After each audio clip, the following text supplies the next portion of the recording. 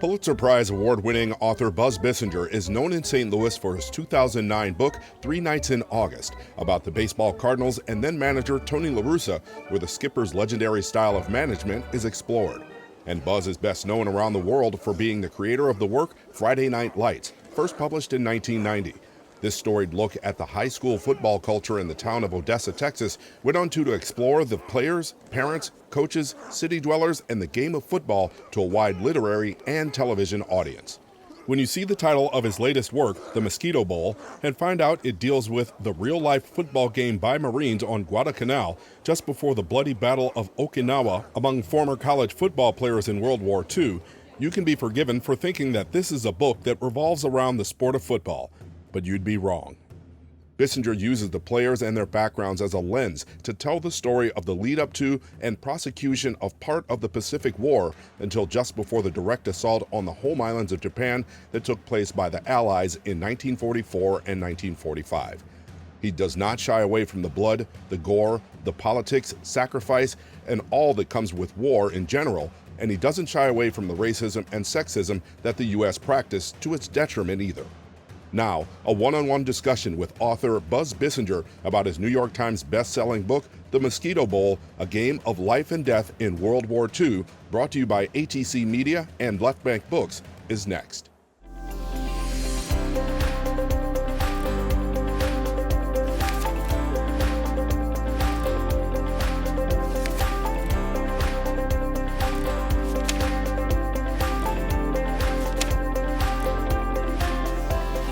And we'd like to welcome Buzz Bissinger, author of the book, The Mosquito Bowl, here on ATC. Thank you very much for coming in today. Well, thanks for having me. I really appreciate it. Okay, I just got through listening and reading. I had to do both because you came in at the last minute. Right. This brand new book that you had.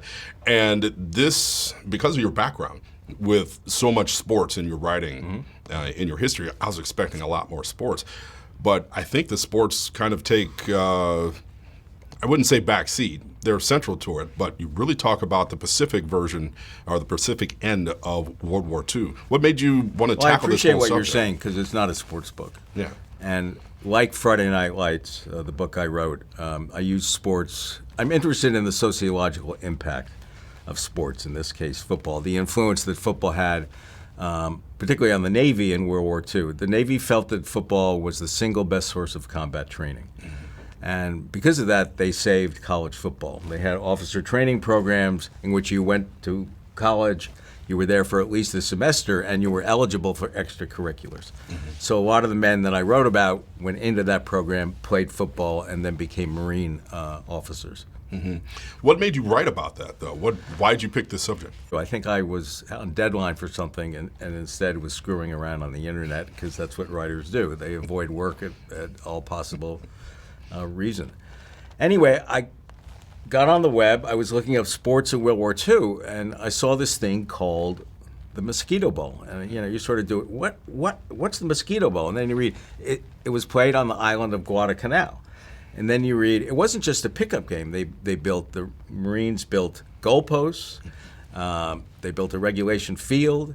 They issued programs. They had a PA system that announced the starters. It was broadcast over what they called the Mosquito Radio Network. And it stunned me because here in the midst of the war, as they waited for the next big battle, was this football game between two regiments that were stocked. I mean stocked with some of the greatest college players in the country. College football players tended to gravitate towards the Marines. You had 3 All-Americans. You had 7 captains. And from coast to coast, these players came from coast to coast. And as I kept reading, I said, God, this is incredible. And then I read of the 65 who played, 15 were tragically later killed at Okinawa several months later. So I said, that's a book if I can get at it and do the reporting. Now, with the reporting, it took you 5 years, or it took you 5 years of reporting. Did you think it was going to take that long to begin with? I knew it would take a long time. I mean, obviously I knew about the Pacific Theater, but I knew very little. The learning curve was high. I had to learn about Japan. I had to learn about the military. I had to learn about a lot of things I knew nothing about. So I thought it might take that long. I loved, doing the research. I would still be doing it. I actually felt a letdown when the book was done. You know, writing is writing, up, down. It's like a street with a lot of potholes. You know, you try to curve here, you try to curve there. So did you actually speak with families of the people who participated in the bowl, and did you get to actually speak with any of the participants in the Well, I don't know if any of them are still alive. Yeah, I mean, the problem and what sort of gave me pause was that of the 65 who played, 64 were gone. They were dead. And I knew that going in. There was one who was alive who I did interview. But I wanted to make some of these players come alive. I wanted the reader to connect with them. I wanted the reader to love them if they could, going from childhood to college to the Marine Corps to Okinawa. And I was lucky, and as you say, families of several of the players were incredibly helpful. They want the stories of their young men told, and they had kept everything. You know, not just letters. Not just letters that they wrote when they were on Okinawa, but letters written from camp, letters written from college. Remember, you know, that's how people communicated back then. They kept report cards, they kept little drawings that they had done as kids. And so when I got my hands on that, I said, I think I can do it. I think there's a way to do it and really portray these men so they come alive. Because if you don't do that, if the reader doesn't connect with the characters, you're dead. You're dead. So it was, you know, ambitious, but I said, let's go do it. And then there was this really odd, I don't know what you call it, coincidence involving my father. My father actually was a Marine. He actually was at Okinawa. I knew that much. He never talked about it, like many men could not talk about it because of what he had seen. He was 19 years old at the time of the battle. And I felt that's my dad's private zone. I'm not going to go there. I'm not going to probe him. I'm not going to ask him. But as I was beginning to do the book, I said, well, I might as well look up his records. I'm looking up everyone else's records. Let's see. You know, let's see. Is he on the muster rolls? And I swear, they were easy to get. I'm looking down, and I say, that's my name because we have the same name, Harry G. Bissinger. So he was there, but what was spooky, he was on the front lines. He was a rifleman in one of the regiments that I'm writing about. Because I'm writing about two regiments, the 4th and the 29th, and he was in the 4th. And that blew my mind. This is not a Search for Your Father book, but it put me over the top that I kind of had to do it. Let's talk a little bit more about the book, even the way you structured the book. As a reader, I actually appreciated that you didn't fill it with footnotes, that I had to stop and go and look at the footnote to try to understand what was going on. You told the story, you left all the notes at the end. Yeah, I mean, I had a few footnotes, but I like funky footnotes. I like footnotes that are fun. You know, it was a way to put in information that really had nothing to do with anything, but they were, you know, it was fun. And most of the sourcing obviously went, was at the end of the book. It was hard to write. It's a complex book. You know, authors are always asked, what's the book about? And I often now say, well, the book's about reading the book because it's hard to characterize. There's a lot in it. It's about war. It's about a certain type of America that existed in the 1920s and 1930s. There's a part about racism. There's a part about the brutality of our attitudes about immigration. But it's also about young men, I still think of them as boys, serving with duty, without question, serving with honor, willing to sacrifice for our principles of freedom. And so there's tragedy because I'm portraying many of the 15 who died.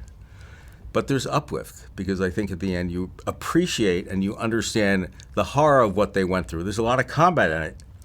You understand the horror of what they went through, but you appreciate it.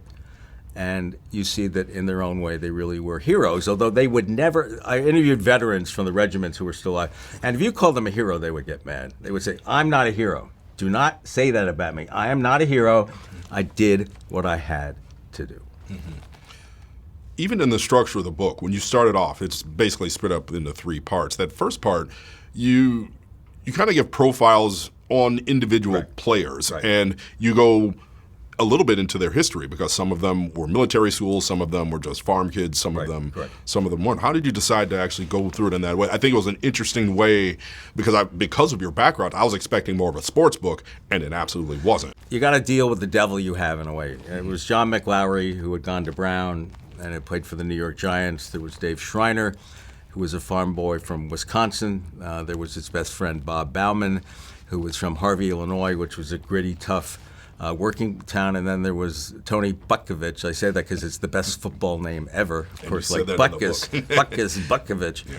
And and this was amazing to me. His father came from Croatia, spoke no language. They landed in St. David in Illinois, a rough, tough coal town where many Croatians went, worked in the mines. And he not only had Tony, he had 3 sons out of 7 who went on to universities on football scholarships. And that's the American dream. And then it became a matter of, all right, what's the most compelling story? And I like John McLowry first because he's graduating. That's how it starts. He's graduating from Brown. It's a time of innocence. Most Americans feel we're not going to get in the war. We'll give them money, but we're not going to do it. We're not going to make the mistake that was made in World War I, because a lot of people really, really resented that. And then as a writer, you say, all right, it's a big puzzle. How do I put it together? And then what's the next step? How did you decide to go that route? Because the actual playing of the one game, and I'm assuming because I saw MASH in the 80s, that there was more than one game, but it seems like there was one giant game, and that, percentage-wise in the book, took up a very small part of what you had. You were really talking about the war. Well, part of it is the reality that there was actually only one game, and the origins of it were, they were on Guadalcanal, the 6th Division of the Marine Corps. They were training for months. They were getting bored. They were getting antsy. Because at a certain point, let's go. I want to know if I'm going to live or I'm going to die. I don't want to dwell on it, and I don't want to keep thinking about it because it's going to drive me crazy. They were always looking for interesting diversions. There's so many Betty Grable movies you can watch. And they would argue over beers, and they were Marines. So they finally said at one point, we don't argue, we get it on. Let's get it going. And that's when they decided to have this football game as close as they could get to the real thing. 1,100 Marines came as spectators. They were drunk on their butts with beer. They were allowed to. They gambled. It was the last time, particularly for the players, I think, that they were allowed to be boys. But really, right after that, it was back to training, and it was serious training because they were going to Okinawa, which turned out to be by far the bloodiest battle of the Pacific, and actually one of the bloodiest battles in history. And you didn't shy away from many subjects, and you certainly, because you spent the last third of the book talking about basically the Battle of Okinawa. Correct. And everyone dying. Correct. Why did you go that direction? Because I think we sanitize war. I think we sanitize war. I think all movies sanitize war. There can be really good ones like Saving Private Ryan. But war is horror. War is brutality. War is unimaginable. And I wanted to get that across. I wanted the reader to know what war is really like, how awful it is. In some ways, maybe it's an anti-war book. But I did not want to shy away from it. I wanted the reader to feel, what is it like when you're on a ship and the kamikaze suicide planes of the Japanese are coming at you? What is it like where you're trying to take Sugarloaf Hill, which is strategically totally important, and there's mutual supporting fire from 2 surrounding hills. So they call it Death Valley for a reason, because you're getting decimated. The reader had to feel what war is, all the blood, all the gore, all the maggots, and I wasn't doing it to be sensational. Because I want people to say, frankly, why do we fight these things? Why do we have wars? Look what these men went through.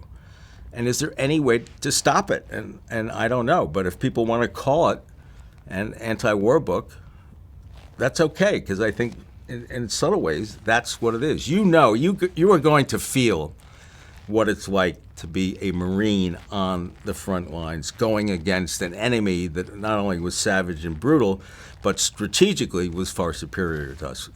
When they got to Okinawa, they get to the beach. It's 180,000 troops. We didn't know where they were. We just figured they'd be on the beach. They had no idea where they were because the Japanese had basically hidden and gone underground, and they had formed what they call the Shuri line across the island, making their stand. And for a period of time, the Marines and the top command thought maybe they went home. Maybe they quit.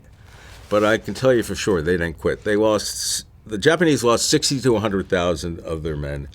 The Americans lost 13,000, almost 6,000 of which were from the Navy, the biggest single loss of life in a battle. And the civilians, as many as 150,000 civilians die. And this term, collateral damage, is the single worst term I've ever heard. These people were terrified, innocents caught in the crossfire. And I want to say the Americans did everything they could to save them and keep them out of the crossfire. But what would often happen is you were told and instructed, you shoot at anything that moves at night, because the Japanese like to ambush and they like snipers. And they would plead with the Okinawans. They said, don't go out at night. Wait till morning, because if you go out at night and we hear a sound, we're going to shoot, we're going to fire. And, but understandably, they were confused, they were scared, they were trying to get some rice. And, in some cases, a Marine would wake up the next morning and it wasn't Japanese. It would be a grandmother and a mother and a little baby. And I can tell you from interviewing veterans, you never forget that. I mean, I saw one vet, a terrific guy, crying 80 years later, because obviously that had happened, to him. I wanted to try to write about aspects of war that either we don't think about or we shy away from. Mm-hmm. I wanted the book to have so-called meat and nuance and complexity. So the book, talks about issues of race and how African Americans were treated terribly. We're segregated, racism. The Marines were the worst, but they served. I don't know why they served, but they served because they were great patriots. I wanted to write about inter-service rivalry, not just yelling at one another, but it cost lives. They were constantly arguing with one another over who should get credit. I wanted to write about napalm, which was discovered by a Harvard University chemist. He never, ever, lived it down. And I also wanted to write that, look, in battle, in war, men are sacrificed. But they're often sacrificed because of wobbly objectives that the top command knows may kill these guys. And I portray a battle called Tarawa, which was the first contested battle in World War II, the first contested amphibious assault.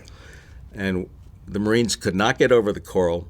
They knew the top command knew the tide would be too low in all probability.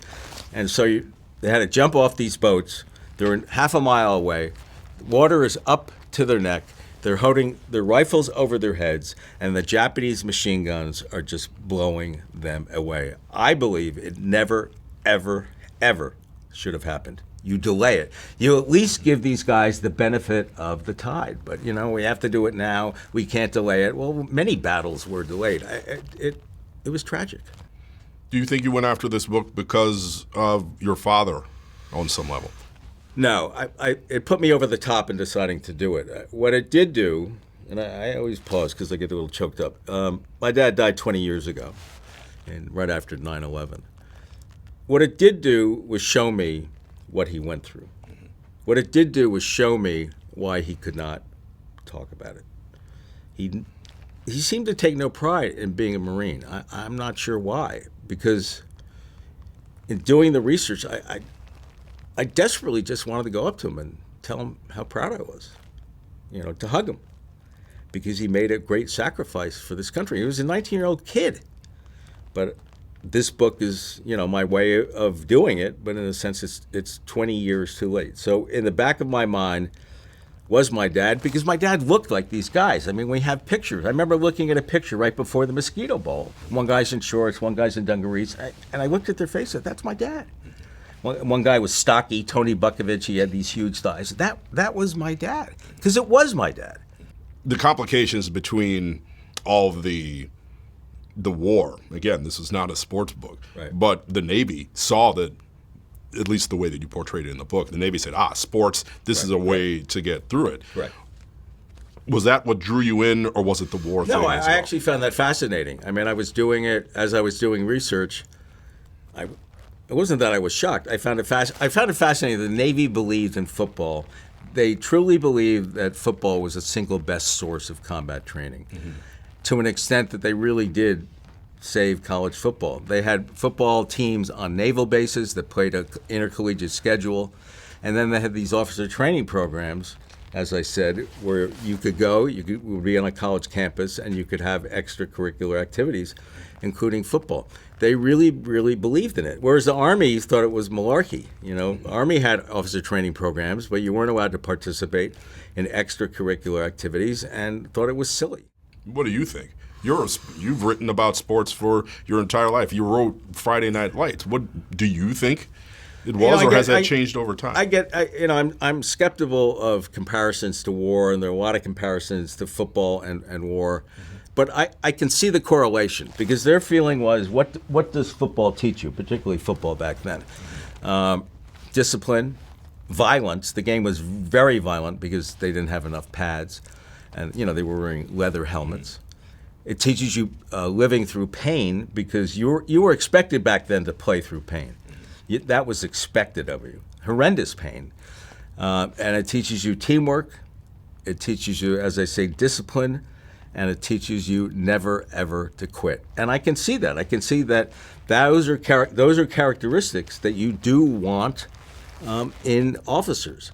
So I can see it. I can see the correlation. But there was one place, one college, so to speak, where you could escape the draft, not worry about going overseas, not worrying about combat, and get 3 years of football.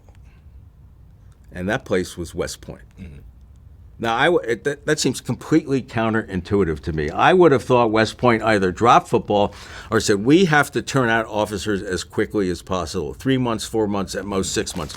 Other officers they were called 90-day wonders. Mm-hmm. They were being turned out in 90 days. West Point took advantage of it. The recruiting pitch was, all right, fella, here's your choice.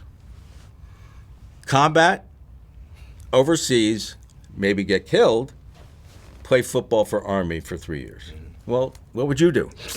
Well, really. And they got superb players from all over the country. They recruited nationwide. And I was a big football fan as a kid, and I always wondered. I said, why would Army have its greatest teams in the war years? You would think they wouldn't even have football. 1944 and 1945. Mm-hmm. And finally, in this book, I figured out why. Because they had all these players who didn't have to worry about anything for 3 years. Mm-hmm. And there were some who just outrageously took advantage of the system. It was despicable. You didn't shy away from many subjects, and you didn't shy away from the people, or at least you at least mentioned, the people who used all sorts of deferments or ways financially and what have you to get out of war. Is that something that drives you? Do you have another book in you that might relate to that? I was surprised, and I want to make it clear, there have been some excellent books written. It's not like I discovered it, but mm-hmm. it was once again shocking to me. We talk a lot about the great generation, mm-hmm. and the men who served in the war were great. Mm-hmm. That I accept.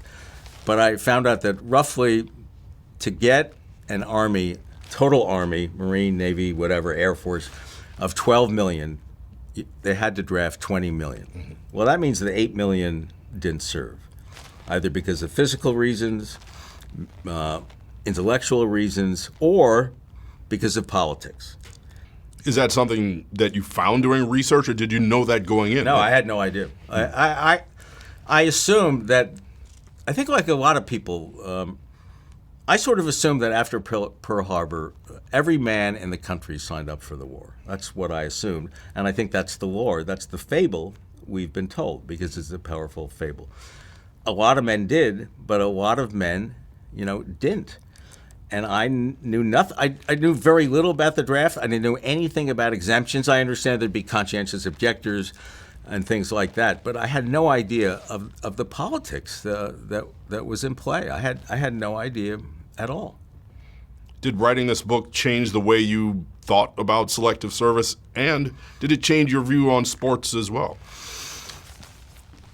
I mean, yes and no. I was, as I say, I was surprised at the number who got exemptions. But as I thought about it, I said, well, why would you think politics would not be involved? Politics is involved in everything. Somebody always wants something. And look, I think it's basic human nature. I think this is right. You don't want who wants to go into war, really?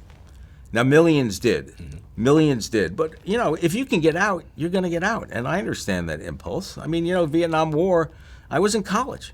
I was off limits, Did that make me a great patriot? No. But I wanted to live.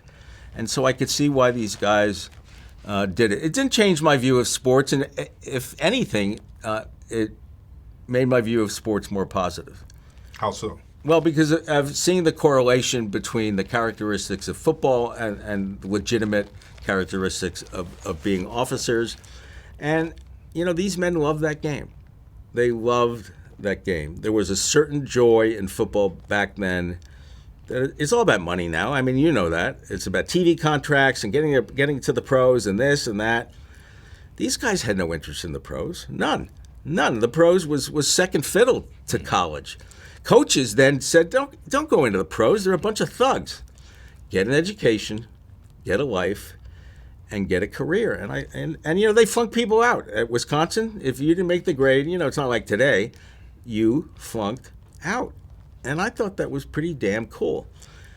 The other thing I learned was, there's so much talk, what makes America great again?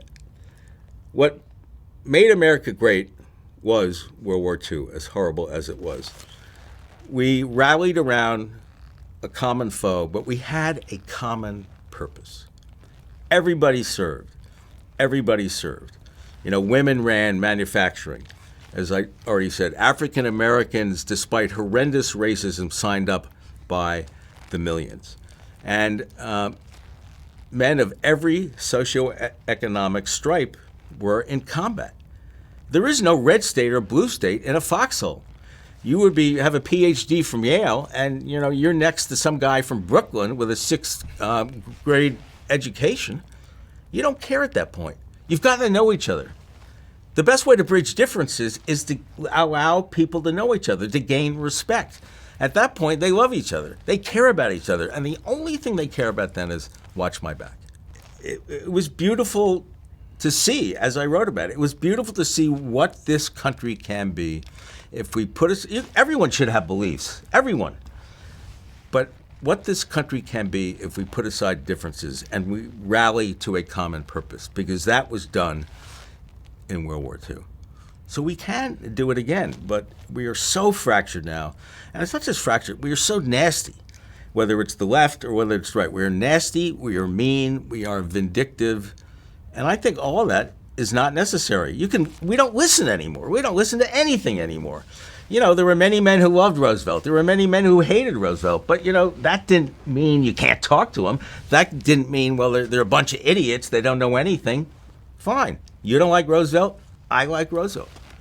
And it was very, very powerful. And I think the mixing of men from different economic strata was really important, and from different regions. You appreciate people. I mean, for the first 6 months when you were a Marine, you couldn't understand anyone from Brooklyn because they spoke that kind of patter. But you began to love them, particularly because they were experts at hot wiring Army Jeeps and sealing them, and they really liked that.